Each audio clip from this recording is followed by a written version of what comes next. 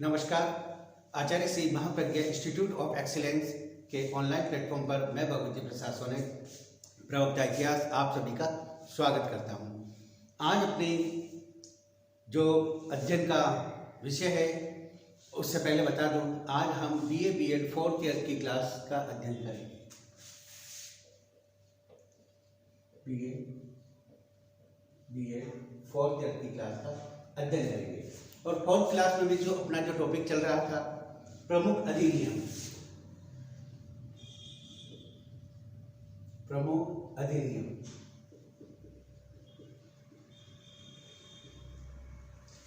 अधिनियम में यह क्लास पार्ट सेकंड है।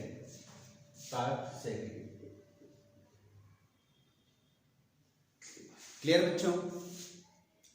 इससे पहले वाली क्लास में मैंने आपको ब्रिटिश ईस्ट इंडिया कंपनी जब भारत में व्यापार करने आई थी 1765 से उसे प्लासी के युद्ध में विजय मिली। 1757 में प्लासी के युद्ध में विजय मिली। 1764 में बक्सर के युद्ध में उसने विजय प्राप्त की। उसके बाद बंगाल, बिहार, उड़ीसा की दीवानी का अधिकार 26 लाख रुपए वार्षिक में जो मिनिमम हो गया था, बाद में ब्रिटिश जो बोलते हैं मुगल सम्राट से उन्हें यह अधिकार प्राप्त हो गया। प्राप्त होने के पश्चात कंपनी के जो अधिकारी थे, नुमाइंदे थे, वह खूब झोला भर कर मुक्त व्यापार कर रहे थे, घूस ले रहे थे, अनाचार अत्याचार कर रहे थे और खूब धन कमाकर इंग्लैंड लौट रहे थे। और इंग्लैंड लौटने के में ईस्ट इंडिया कंपनी का उन्हें भी जरा भी ख्याल नहीं रहा और यह कंपनी नीचे स्तर पर आ गई। अतः लोग इंग्लैंड के लोग ये मान रहे थे कि ईस्ट इंडिया कंपनी जरूर ही प्रॉफिट में है, किंतु उसकी स्थिति प्रॉफिट वाली नहीं थी, उसकी स्थिति दयनीय थी। अतः उन्होंने सरकार से ऋण की मांग की तो सरकार ने ऋण तो दिया, यानी 4% का ब्याज पर दिया और कंपनी ने भारत पर शासन करने के लिए अधिनियम भी बना दिया। वह अधिनियम जो 1773 का रेगुलेटिंग एक्ट था वो मैंने उस क्लास में पढ़ाया था। इस क्लास में हम पढ़ेंगे 1784 का पिट्स इंडिया एक्ट। उससे पहले एक एक्ट और आया था, उसके बारे में थोड़ी सी चर्चा करेंगे। उसके बाद हम पढ़ेंगे आगे पिट्स इंडिया एक्ट। उसमें जनरली रेगुलेटिंग एक्ट के पश्चात उसके उपचारार्थ तथा अनुपूरक कानून बनाने की आवश्यकता पड़ी। ऐसे ही एक अधिनियम 1781 का इंडिया एक्ट था, यानी 1781 में इंडिया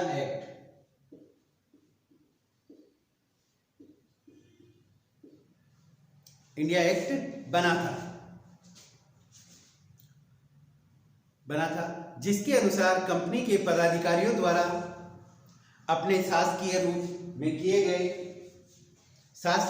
गए कार्यों के लिए अब वह उच्चतम न्यायालय के क्षेत्राधिकार से बाहर हो गए। यानी जो ब्रिटिश कंपनी के जो अधिकारी थे, शासक थे, वह अगर कोई शासकीय कार्य में त्रुटि कर रहे थे तो न्यायालय उन पर निर्णय नहीं दे सकता था और उन पर मुकदमा नहीं कर सकता था, सुन नहीं सकता था और वह अधिकार क्षेत्र से बाहर कर दिए।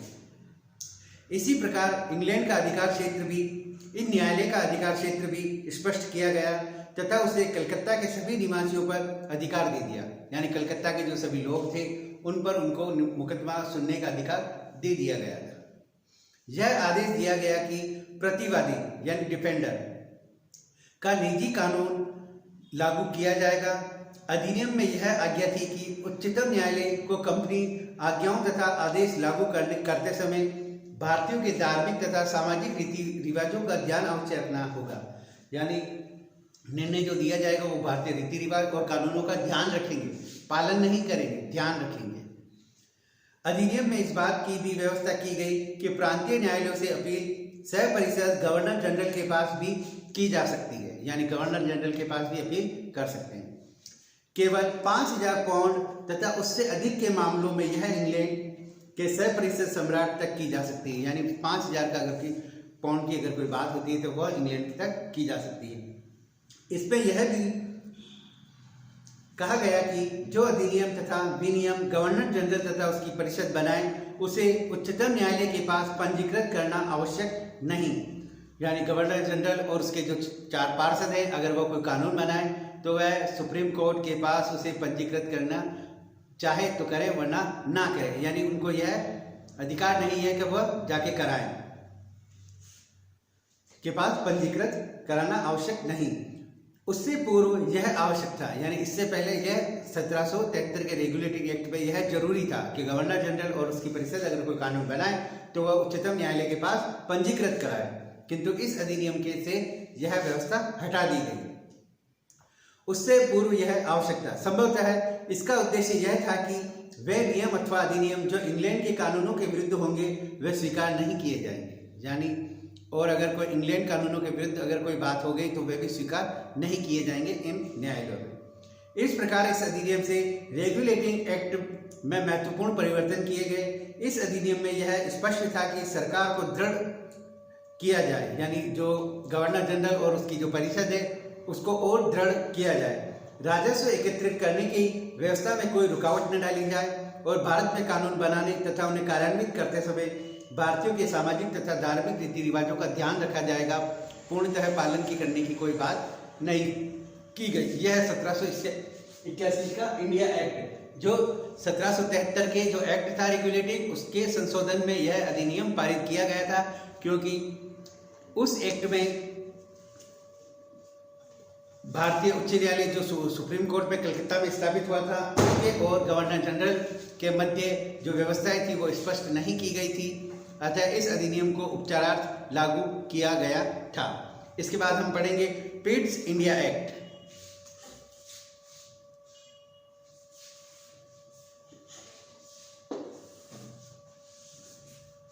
Pitt's India act. क्लियर बच्चों, आज अपना जो टॉपिक है वो मुख्य रूप से पिट्स इंडिया एक्ट है।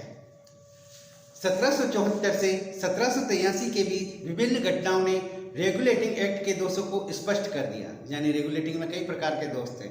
उपचारात्मक अधिनियम भी लाया गया परंतु वह स्पष्ट नहीं हुआ।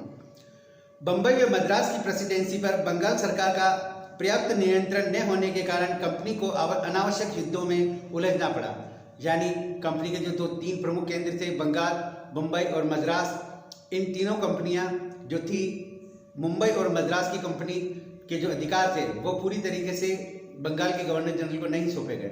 अतः इन दोनों जो नीचे मुंबई और मद्रास कंपनी अगर कोई युद्ध लड़ती तो अनावश्यक ईस्ट इंडिया कंपनी को भी उसमें पार्टिसिपेट करना पड़ता। क्लियर? अनावश्यक युद्धों में भाग लेना था। सर्वोच्च न्यायालय से संबंधित दोषों को 1781 के अधिनियम से दूर किया गया, किंतु प्रशासन संबंधी दोष अब भी विद्यमान थे, यानी प्रशासन कैसा होगा यह दोष आज भी विद्यमान था। 1781-82 में इंग्लैंड की संसद ने वॉरेन हेस्टिंग को वापस बुलाना चाहा, किंतु कंपनी के हिस्सेदारों की सभा ने इसका सफलतापूर्वक विरोध किया, यानी इंग्लैंड की सरकार वॉरेन हेस्टिंग को वापस बुलाना चाहती थी, परंतु जो ईस्ट इंडिया कंपनी के जो हिस्सेदारी थे वो उसको विरोध कर रहे थे।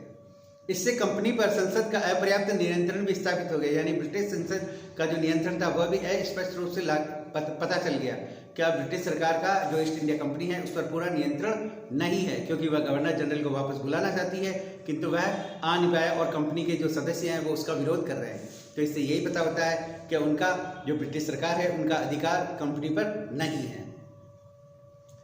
इससे अतः रेगुलेटिंग एक्ट में संशोधन करने की आवश्यकता महसूस की गई। इस संबंध में डुंडास का भारत बिल तथा फोक्स का ईस्ट इंडिया बिल अस्वीकृत हो चुके थे उससे पहले। अतः प्रधानमंत्री यंग पिट ने एक विधेयक प्रस्तुत किया जो 1784 में पारित कर दिया गया, यानी ये जो पिट्स इंडिया एक्ट है ये 1784 में। क्लियर? ये 11 साल बाद आया था रेगुलेटिंग एक्ट के। और कितनी बार जीके में पूछा गया पिट्स इंडिया एक्ट किस सन में पारित हुआ था, तो इस बात को ध्यान रखना बच्चों, 1784 में स्वीकृत कर दिया गया। यह अधिनियम ईस्ट इंडिया कंपनी के नाम से प्रसिद्ध हुआ। पिट्स ईस्ट इंडिया कंपनी या पिट्स इंडिया एक्ट के नाम से प्रसिद्ध हुआ। इस एक्ट के द्वारा कंपनी शासन में निम्न व्यवस्था की गई जो इस प्रकार है, यानी जो पिट्स इंडिया एक्ट है इनमें क्या प्रावधान थे, इनकी जो रूपरेखा है वह निम्न प्रकार से, जो एक एक करके आप हम समझेंगे। क्लियर? कंपनी शासन पर प्रभावी नियंत्रण रखने के लिए इंग्लैंड में 6 कमिश्नरों का एक बोर्ड का गठन किया गया, यानी ईस्ट इंडिया कंपनी का जो बोर्ड ऑफ डायरेक्टर था उसी के प्रकार ब्रिटिश कंपनी पर प्रभावी नियंत्रण रखने के लिए 6 कमिश्नरों का एक बोर्ड का गठन किया गया, यानी ईस्ट इंडिया कंपनी का बोर्ड ऑफ डायरेक्टर, ये बोर्ड था, किंतु इस पर नियंत्रण रखने के लिए 6 कमिश्नरों का एक कमीशन गठित किया गया। इसमें तो 24 सदस्य थे, ये किया गया। इसे बोर्ड ऑफ सेक्रेटरी स्टेट्स कहा गया, इसे बोर्ड ऑफ सेक्रेटरी स्टेट कहा गया। तथा वित्त मंत्री के अतिरिक्त 4 अन्य सदस्य रखे गए, यानी वित्त मंत्री होंगे और 4 अन्य सदस्य होंगे, क्लियर, जिनकी नियुक्ति ब्रिटिश ताज द्वारा की जाती थी। सदस्यों के वेतन आदि खर्चा भारत राजस्व से वसूला जाएगा, यानी ये इन पर नियंत्रण रखने के लिए किया गया था ईस्ट इंडिया कंपनी के डायरेक्टरों पर, और इनका खर्चा भी भारत से वसूला जाएगा। यानी काम किसका कर रहे हैं? इंग्लैंड का। पैसा कौन देगा? भारत। बड़ी विचित्र स्थिति, क्लियर। काम कहाँ कर रहे हैं? इंग्लैंड में। किसके लिए कर रहे हैं? इंग्लैंड के लिए। पर वेतन कौन देगा? भारतीय। और काम क्या कर रहे हैं? बोर्ड ऑफ कंट्रोल पर नजर रख रहे हैं कि वो भारत का शासन प्रॉफिट से कर रही कि नहीं कर रही है, कितना लाभांश कमा रही है, सारी बातें ये देख रहे हैं। वित्त मंत्री इसके बॉस है और ये नियंत्रण ईस्ट इंडिया कंपनी के जो संचालक उन पर है, उन पर अधिकार है उनका, पर पैसा दे रहे हैं भारतीय। कैसी लूट है। निर्णय लिया गया, संचालकों द्वारा भेजे जाने वाले प्रस्तावित आदेश तथा अन्य पत्र भारत भेजने से पूर्व बोर्ड ऑफ कंट्रोल द्वारा अनुमोदित होना चाहिए। बोर्ड किसी भी सदस्य या पत्र के प्रारूप में संशोधन कर सकता है, यानी जो आप कंपनी और संचालकों के मध्य जो भी पत्र व्यवहार होगा, सबसे पहले हमें चेक कराएंगे और उसमें हम परिवर्तन भी कर सकते हैं। यानी यह बोर्ड ऑफ कमिश्नर स्टेट्स वाले, अथवा उस प्रारूप के स्थान पर नया प्रारूप भी तैयार किया जा सकता है। यानी आपने जो पत्र भेजा हमें पसंद नहीं आया था, उसी के अनुसार हम एक नया पत्र भी भेज सकते हैं, आपके पत्र को खारिज कर सकते हैं। आपके जो बनाए गए जो तरीके हैं उनको भी लागू नहीं होने देंगे, हम अपने तरीके लागू करेंगे। संचालक द्वारा प्रस्तावित आदेश या पत्र बोर्ड द्वारा अस्वीकार भी किए जा सकते थे, यानी उनको हम अपने अनुसार भी भेज सकते हैं और हम उन्हें अस्वीकार भी कर सकते हैं। बोर्ड को संचालकों की अनुमति के बिना भी आदेश या पत्र भेजने का अधिकार था, यानी यह बोर्ड ऑफ जो ब्रिटिश ईस्ट इंडिया कंपनी का जो बोर्ड था उसकी एब्सेंस में खुद भी कोई आदेश भेज सकते हैं। भारत के गवर्नर जनरल की काउंसिल के सदस्यों की संख्या 3 कर दी गई, जिसमें एक भारत में ब्रिटिश सेना का मुख्य सेनापति होता था, यानी उनकी संख्या कम कर दी गई, और भारत में जो ब्रिटिश सेना का मुख्य सेनापति था वो भी उसका एक सदस्य होता था। गवर्नर जनरल को निर्णय मत देने का अधिकार दिया गया, यानी गवर्नर जनरल को निर्णय देने और मत देने का भी अधिकार दिया गया। जो बोर्ड ऑफ डायरेक्टर की जो पार्षद थे गवर्नर जनरल के, उनकी संख्या पहले 4 थी, उनको 3 कर दी और एक सदस्य सेनापति को डाल दिया, और गवर्नर जनरल को वोट देने और निर्णय देने का भी अधिकार दिया गया। अब गवर्नर जनरल एक सदस्य को अपने पक्ष में कर चाहे तो करवा सकता था, यानी 3 और एक गवर्नर जनरल 4 सदस्य, और गवर्नर जनरल को निर्णय देने का अधिकार दिया गया, तो वो तीनों में से किसी एक को अपने साथ लेगा और अपना काम कर देगा। इस प्रकार जो पहले जो 4 सदस्यों का जो अंकुश था गवर्नर जनरल पर, वो हटा दिया गया। एक तरह से गवर्नर जनरल एक व्यक्ति को अपने साथ लेकर अपनी इच्छा हो जो बात करवा सकता था, और वह सेनापति या अन्य किसी एक को अपने साथ ले लेता था और निर्णय कर लेता था। पहले ये निर्णय लेना कठिन स्थिति थी, क्योंकि उसमें स्पष्ट था कि 4 सदस्य में से 2 सदस्यों को अपने पक्ष में करो, फिर वह निर्णायक मत देगा। क्लियर। गवर्नर जनरल की काउंसिल के समान ही मुंबई व मद्रास प्रेसिडेंसी के लिए भी 3 सदस्यों की काउंसिल बनाई गई, यानी जिस प्रकार बंगाल में काउंसिल बनाई गई उसी प्रकार से मुंबई और मद्रास में भी 3 सदस्यों की एक काउंसिल बनाई गई। मद्रास तथा बंबई की सरकारों का पूर्ण रूप से बंगाल सरकार के अधीन कर दिया गया, यानी ये जो और प्रेसिडेंसियां थी इनको पूर्ण रूप से बंगाल प्रेसिडेंसी के अधीन कर दिया गया। पहले अधीन नहीं किया गया था, स्पष्ट नहीं था, अब पूर्ण रूप से अधिकार दे दिया गया बंगाल के गवर्नर जनरल को कि इन दोनों के लिए भी आप कानून व्यवस्था बना सकते हैं, आप निर्णय दे सकते हैं और उनको मानना पड़ेगा। यदि इन्हें कोई आदेश सीधे संचालकों से प्राप्त हो जो बंगाल सरकार के आदेशों को विपरीत हो, तब भी वे आदेश पहले बंगाल सरकार को भेजेंगे। यानी बंगाल सरकार या ईस्ट इंडिया कंपनी के जो नुमाइंदे हैं वो अगर आदेश भेजें और वहीं बंगाल सरकार, बंगाल गवर्नर का जो गवर्नर जनरल आदेश भेजे, फिर भी आपको बंगाल गवर्नर जनरल की पहली बात सुननी है और उनके द्वारा बताए गए कार्य को ही करना है। ये स्थिति और स्पष्ट कर दी, यानी गवर्नर जनरल के जो अधिकार हैं और अधिक बढ़ा दिए। फिर बंगाल सरकार के आदेश अनुसार ही कार्य करना होगा। छठा, गवर्नर जनरल तथा गवर्नरों की नियुक्ति संचालक करते थे, यानी गवर्नर जनरल और उसके जो संचालक थे उनकी जो नियुक्ति थी वो गवर्नर की नियुक्ति गवर्नर संचालक करते थे, बोर्ड ऑफ कंट्रोल, किंतु उन्हें वापस बुलाने का अधिकार ब्रिटिश ताज को सौंपा गया जो पहले भी था। किंतु पहले वारेन हेस्टिंग को जब ताज ने बुलाना चाहा तो उसके जो संचालक हैं उन्होंने विरोध किया, तो इससे उन दोनों के मध्य के संबंध भी स्पष्ट थे। किंतु इसमें स्पष्ट कह दिया कि आप इन्हें नियुक्त कर सकते हो, किंतु उन्हें बुलाने का अधिकार मेरा होगा और मैं, यानी ब्रिटिश ताज को होगा, और वो उसकी इच्छा अनुसार बुला सकता था। गवर्नर जनरल की नियुक्ति के लिए संचालकों को पूर्व ताज की स्वीकृति अवश्य लेनी होगी, यानी संचालक अपने मन अनुसार किसी नियुक्त कर सकता है, किंतु इससे पहले भी उनसे इसकी परमिशन लेनी होगी।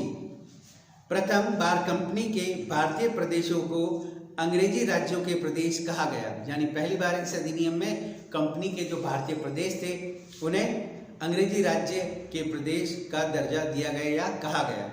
गवर्नर जनरल तथा उसकी काउंसिल बोर्ड ऑफ कंट्रोल की बिना अनुमति के अथवा कम गुप्त समिति की पूर्व अनुमति के भारत में किसी शक्ति के विरुद्ध युद्ध की घोषणा नहीं कर सकती, यानी भारत में जो ईस्ट इंडिया कंपनी के जो गवर्नर जनरल है वो डायरेक्ट युद्ध की घोषणा नहीं कर सकते, बल्कि उन्हें पहले परमिशन लेना अनिवार्य था और वह गुप्त समिति से लिए या बोर्ड ऑफ डायरेक्टर से उसकी अनुमति लेनी जरूरी है, पूर्वानुमति।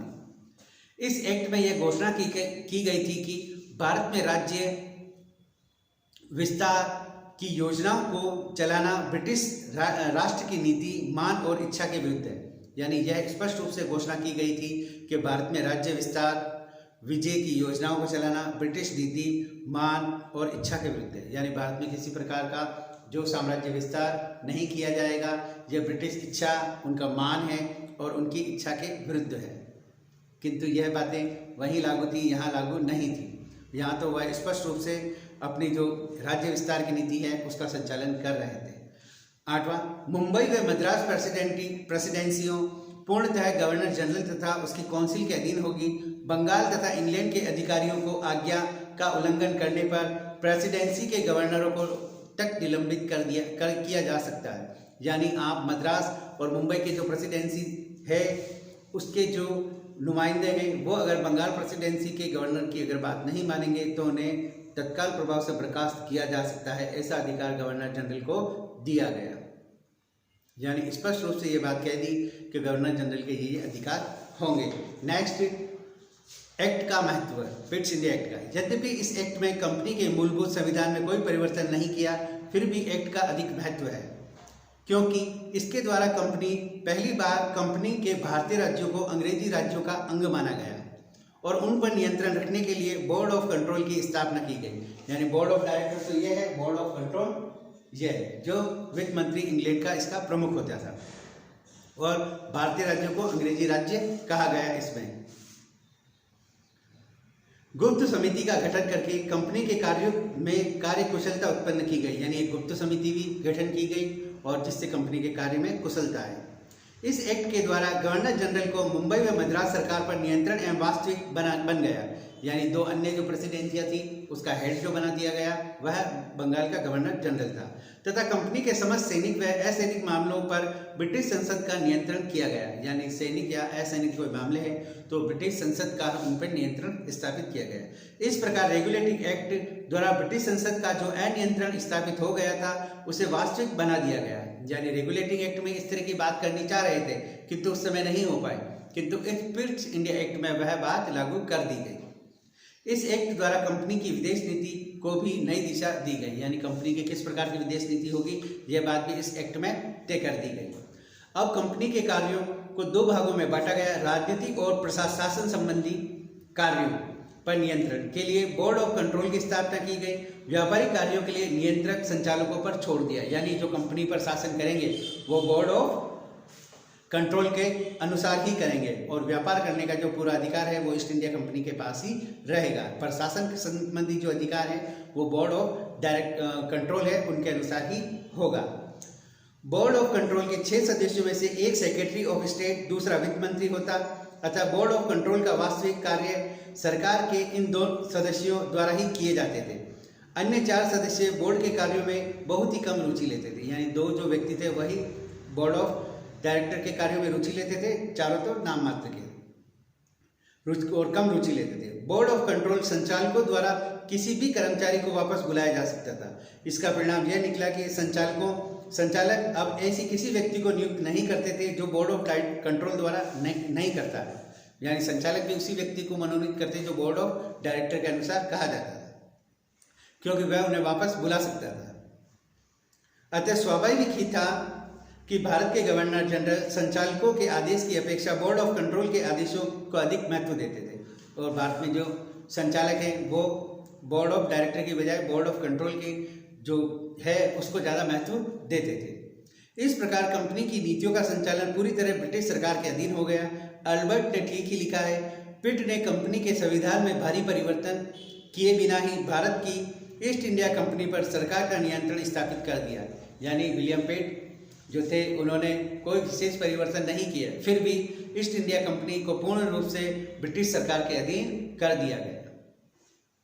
इस एक्ट द्वारा लंदन में जो दोहरी सरकार स्थापित की गई उसमें अनेक दोष थे। कंपनी पर शासन करने का दायित्व 2 संस्थाओं, संचालक मंडल और बोर्ड ऑफ कंट्रोल पर छोड़ दिया गया, जिससे अनेक कठिनाइयां उत्पन्न हो गई। चूंकि इन दोनों संस्थाओं की शक्तियों को अनिश्चित छोड़ा गया था, अतः किसी मामले में किसी की जिम्मेदारी निश्चित करना कठिन था, यानी किसी मामले में किसकी जिम्मेदारी होगी ये काम करना भी कठिन था। यानी गवर्नर जनरल ने अगर कोई काम कर दिया तो किसकी जिम्मेदारी? बोर्ड ऑफ डायरेक्टर कहेगा कि बोर्ड ऑफ कंट्रोल ने इसे नियुक्त किया, तो बोर्ड ऑफ डायरेक्टर ये कहेगा कि बोर्ड ऑफ कंट्रोल से इस बात की अनुशंसा आई थी, यानी किसकी जिम्मेदारी होगी क्या होगा ये स्पष्ट रूप से नहीं किया गया। अतः इस एक्ट का सबसे बड़ा दोष यह था कि बोर्ड ऑफ कंट्रोल राजनीतिक व सैनिक मामलों में नीति निर्धारित करता, किंतु उसे लागू करने का दायित्व संचालकों पर छोड़ दिया। यानी राजनीतिक और सैनिक कार्यों का संचालन बोर्ड ऑफ कंट्रोल करता, किंतु इस मामले में नीति निर्धारित करना ये कंपनी के संचालकों पर छोड़ दिया गया था। अतः जिन निर्णयों का संचालन नहीं चाहते थे उन्हें लागू करने में अनेक बहाने बनाकर अनावश्यक देरी की जाती है। यानी आपने अगर कोई कानून बना दिया और लागू बोर्ड ये करवाएंगे, किंतु वह आनाकानी करते और उस बात को लेकर समय व्यतीत कर देते, अनावश्यक देरी करते थे। यह दोहरी प्रणाली 1858 में समाप्त हुई। यानी इस प्रकार की ये दोहरी जो शासन प्रणाली थी ये 1858 महाराणी के घोषणा पत्र से जो ब्रिटिश ईस्ट इंडिया का समापन हुआ उसके बाद जाके ये व्यवस्था समाप्त हुई। यानी बोर्ड ऑफ कंट्रोल अगर कोई बात लागू करवाना चाहता है, बोर्ड ऑफ डायरेक्टर उसको लागू कराने में आनाकानी करता है। आनाकानी करने से अनावश्यक रूप से देरी हो गई और यह व्यवस्था, देरी वाली व्यवस्था 1858 तक चलती रही। यानी 1784 की कोई बात 1858 तक चलती रही, यानी बड़ी शताब्दियाँ बीत गई। इस अधिनियम को बनाने वाले के सामने अनेक कठिनाइयाँ थी। एक तरफ कंपनी कम से कम अधिकार ब्रिटिश सरकार को सौंपना चाहती थी, तो दूसरी ओर ब्रिटिश संसद भारतीय शासन पर अपना नियंत्रण स्थापित करना चाहती थी। यानी एक तो अधिकार देना ही नहीं चाहती थी और एक है जो पूरे अधिकार लेना चाहते हैं। ये दोनों विरोधाभासी बातें थी। इसलिए पिट ने दोहरा नियंत्रण स्थापित करके इस समस्या का समाधान किया तथा अनेक विरोधी हितों से तालमेल बैठाने का प्रयत्न किया। क्लियर?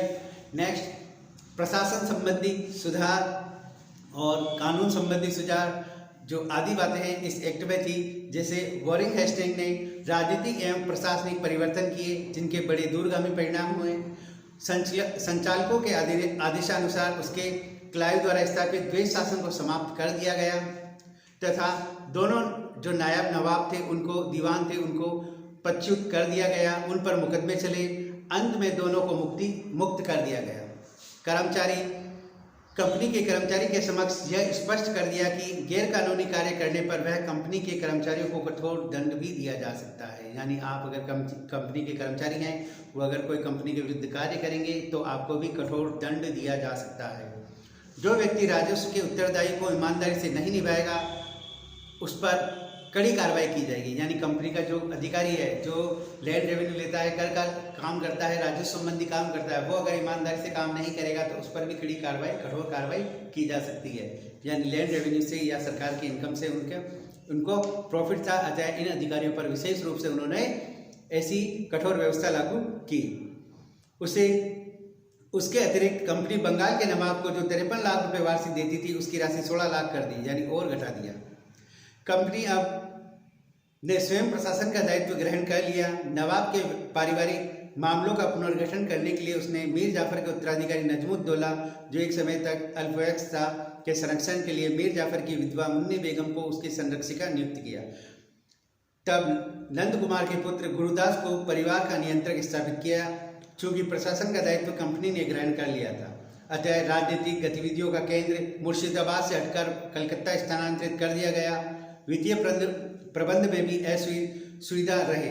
इसके अतिरिक्त हेस्टिंग ने मुगल सम्राट की पेंशन कम कर दी, इलाहाबाद के जिले से संधि करके अवध के नवाब को दिए और उसके बदले 50 लाख रुपए प्राप्त किए। इस प्रकार हेस्टिंग राजकार्यों में कटौती की और उसने व्यापक सुधार भी किए।